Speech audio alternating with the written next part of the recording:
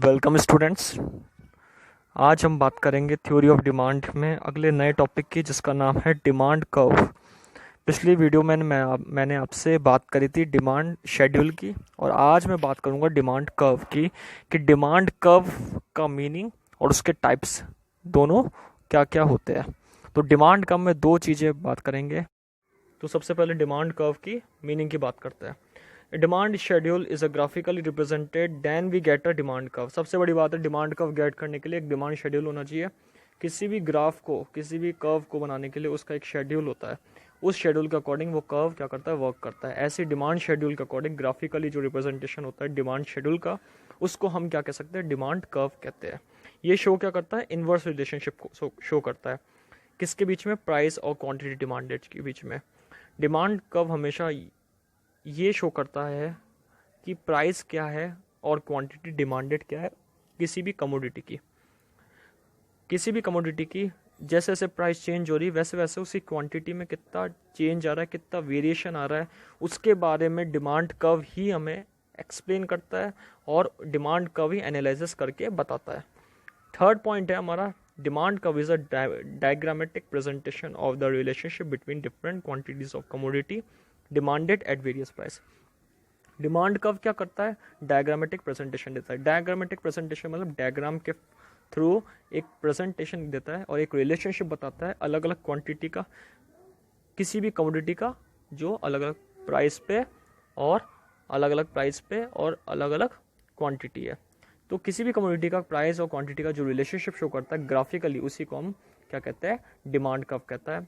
और कंक्लूजन इसका यही निकलता है कि इसका जो ऑब्जेक्टिव है शो कर्व बनाने का, वो यही है कि प्राइस एंड क्वांटिटी डिमांडेड में जो रिलेशनशिप है, जो चेंजेस आ रहे हैं, जो वेरिएशंस आ रहे हैं किसी भी कमोडिटी के अंदर, उसके बारे में एक्सप्लेन करना ये डिमांड कर्व का ऑब्जेक्टिव रहता है।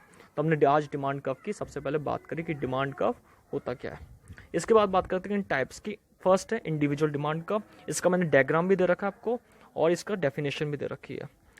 Individual demand curve. It is a curve which represents different combination of quantities of a commodity demanded by a consumer at different prices.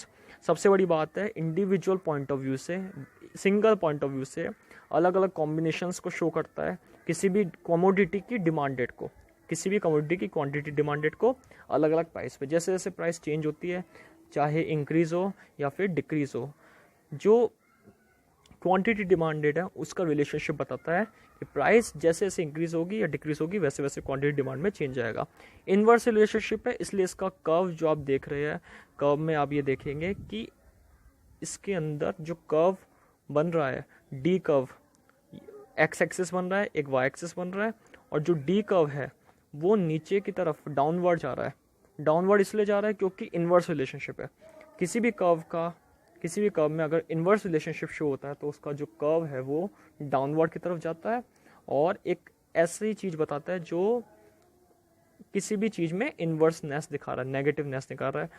यानी कि एक चीज़ बढ़ रही है और दूसरी चीज़ घट रही है, एक चीज़ इंक्रीज हो रही है, दूसरी चीज़ इंक्रीज हो रही है। यहाँ पे प्राइस इंक्रीज हो रहा है तो क्वांटिटी डिमांडेड डिक्रीज हो रहा है। तो इंडिविजुअल डिमांडेड कर्व हमें कर्व रिप्रेजेंट करता है अलग अलग कॉम्बिनेशन क्वांटिटीज़ के किसी भी कमोडिटी के।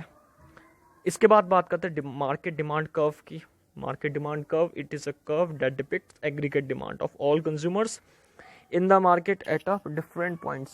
सबसे बड़ी बात है, मार्केट डिमांड हमें ये बताता है कि जितने भी कंज्यूमर्स हैं उनका एग्रीगेट डिमांड बताता है। Aggregate demand that means total demand of a consumer, total demand of a consumer at a market different prices पे, अलग अलग प्राइसेस पे।